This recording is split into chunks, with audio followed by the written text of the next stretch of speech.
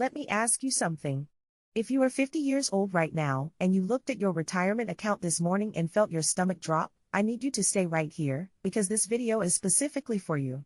Maybe you spent your 30s getting through a divorce, or paying off student loans, or just trying to keep the lights on.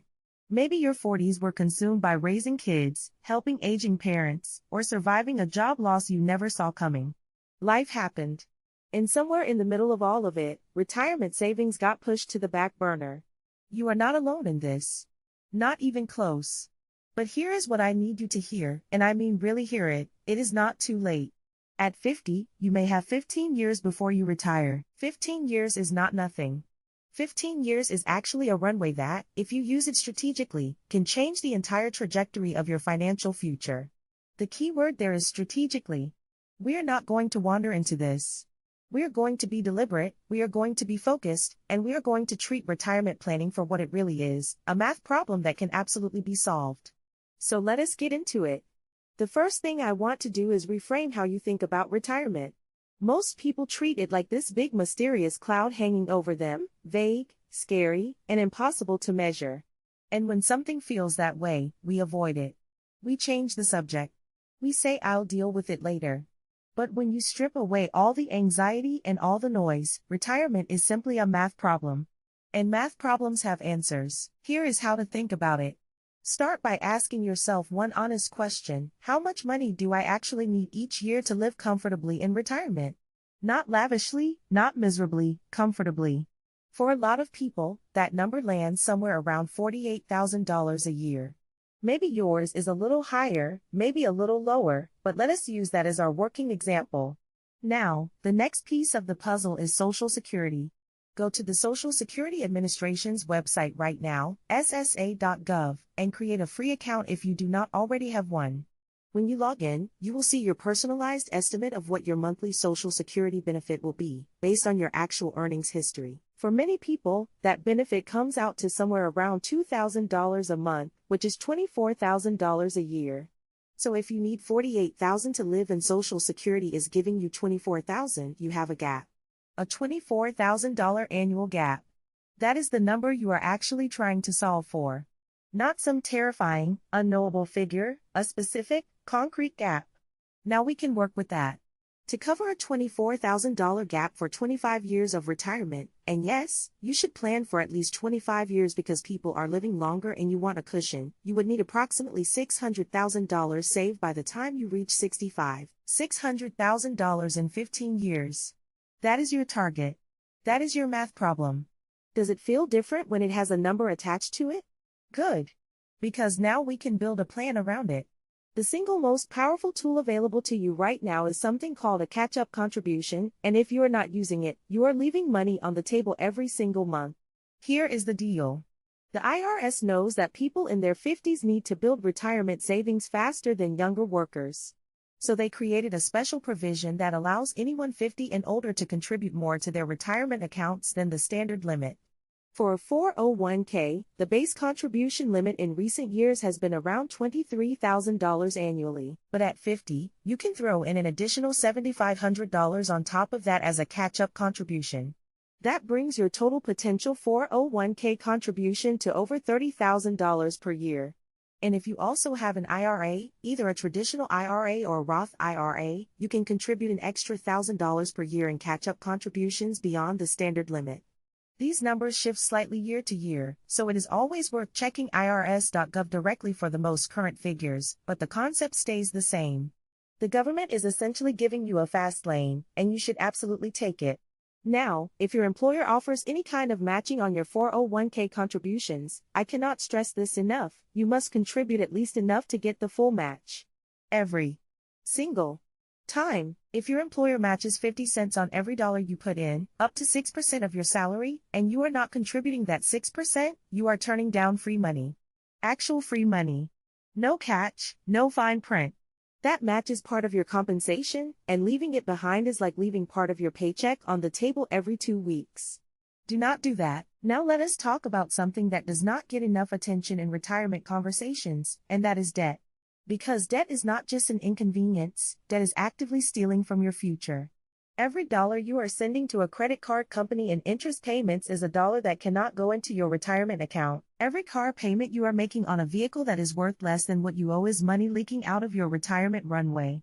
So here is the move. Write down every debt you have, credit cards, car loans, personal loans, everything. Put them in order from highest interest rate to lowest. And then attack the one at the top of that list with everything you can spare. This is sometimes called the avalanche method, and it works because it eliminates the most expensive debt first, which frees up more money faster. Some people prefer the snowball method, where you pay off the smallest balance first, because the psychological win keeps you motivated. Honestly, either approach works as long as you are aggressive and consistent. The goal between now and 65 is to enter retirement with as little debt as possible, ideally zero, so that your monthly expenses are as low as they can be and your retirement savings can stretch further. Think about it this way. If you can eliminate a $400 car payment and a $300 credit card minimum payment before you retire, that is $700 a month you no longer need.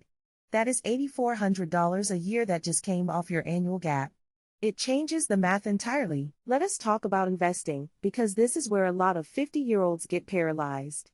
They feel like they missed the boat on all the gains from their 20s and 30s, so they become either overly conservative, just parking money in savings accounts earning almost nothing, or they start chasing risky investments trying to make up for lost time.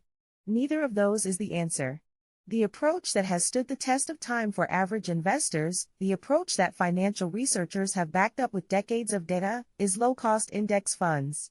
Specifically, funds that track the performance of the top 500 companies in the United States, what is commonly referred to as an S&P 500 index fund. When you invest in one of these funds, you are essentially buying a tiny piece of 500 of the largest, most established companies in America all at once.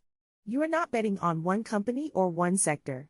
You are betting on the American economy broadly, and historically, that bet has paid off over long periods of time. The low-cost part is equally important.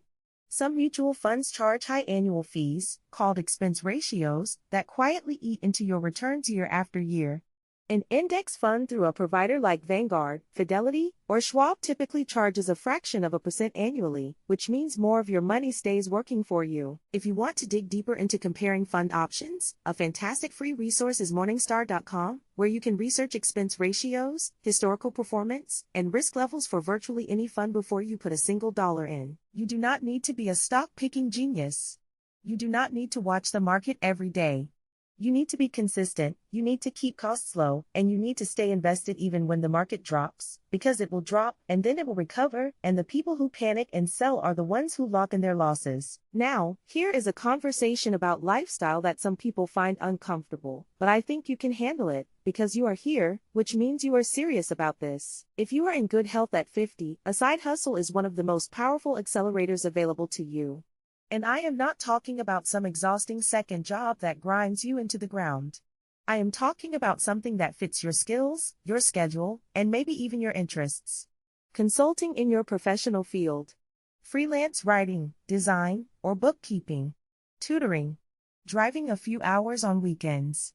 Renting out a spare room on Airbnb. Selling handmade goods online. Even an extra $500 to $1,000 a month from a side hustle, directed entirely toward either debt payoff or retirement savings, compounds into something significant over 15 years. And beyond the numbers, there is something deeply empowering about knowing you have multiple income streams. It reduces the anxiety. It gives you options. The money you build up through a combination of retirement contributions, debt elimination, and side hustle savings, think of that as your freedom fund. Not just a retirement account number, but a pool of resources that buys you choices. The choice to travel. The choice to help your kids or grandkids. The choice to handle an emergency without financial devastation. Your freedom fund is the real goal here. I also want to give you permission to rethink what retirement actually looks like for you, because I think a lot of people are imagining a version of retirement that is not necessarily the most realistic or even the most fulfilling picture. Phased retirement is a concept that is gaining a lot of traction, and it makes enormous practical sense. Instead of flipping a switch at 65 and going from full-time work to zero income overnight, you transition gradually. Maybe at 65 you drop to part-time at your current job, or you take on a lower-stress role in your field. Maybe you work 20 hours a week at something you actually enjoy, a garden center, a bookstore, a local nonprofit. Here is why this matters financially. If you work even a little bit between 65 and 67, you accomplish two things simultaneously. You reduce the amount of money you need to pull from your retirement savings each year, which helps your savings last longer. And you delay claiming Social Security benefits, which is huge. Every year you wait to claim Social Security beyond your full retirement age, up until age 70, your monthly benefit increases by about 8%. Waiting from 65 to 67, or even 67 to 70, could meaningfully increase your monthly Social Security income for the rest of your life. That is a powerful lever. Now let me point you toward 3 specific places online that can help you get concrete with all of this. The first is SSA.gov, the Social Security Administration's official website. Create your account, pull your earnings history, and get your personalized benefit estimate. This is the foundation of your retirement math. You cannot solve the problem without knowing what Social Security is going to give you. The second is the AARP Retirement Calculator, which you can find at aarp.org. I know AARP has a reputation for being the organization that sends you a card when you turn 50 and you immediately throw it in the trash, but their financial tools are genuinely excellent and completely free. Their retirement calculator walks you through your current savings, your expected expenses, your Social Security estimate, and gives you a clear picture of your gap and whether your current trajectory will get you there. The third is Morningstar.com, which I mentioned earlier in the context of researching index funds. Beyond fund research, Morningstar has a wealth of articles and planning tools for DIY investors who want to manage their own retirement strategy without paying a financial advisor a significant percentage of their portfolio every year. Not that a good financial advisor is not worth it, for some people they absolutely are, but if you prefer the DIY route, Morningstar is one of the best free resources out there. So let me bring this home for you, because I want you to leave this video feeling something different than when you started. You are 50. You have 15 years. You have catch-up contributions, employer matching, debt elimination, low-cost index funds, side hustle potential, phased retirement options, and delayed Social Security benefits all available to you right now. You have more tools than you probably realize. What you need is not a miracle. What you need is a plan, the willingness to be honest about your numbers, and the discipline to execute consistently for the next 15 years. None of that requires perfection. It requires progress. Consistent, intentional progress. The worst thing you can do is nothing. The best thing you can do is start today, not next Monday, not after the holidays, not when things settle down. Today. Even one small action. Log into SSA.gov and check your benefit estimate. Call your HR department and ask how to increase your 401k contribution. Write down your debts. Start somewhere. Because 15 years from now, you are going to be 65 either way. The only question is what your financial picture looks like when you get there. And the answer to that question starts with what you decide to do right now. If this video helped you think differently about your retirement, please hit that like button and subscribe so you do not miss what is coming next. And drop a comment below. I want to know where you are in your retirement journey. Are you just starting to think about this? Have you already made progress? Let me know, because this community is here to figure this out together.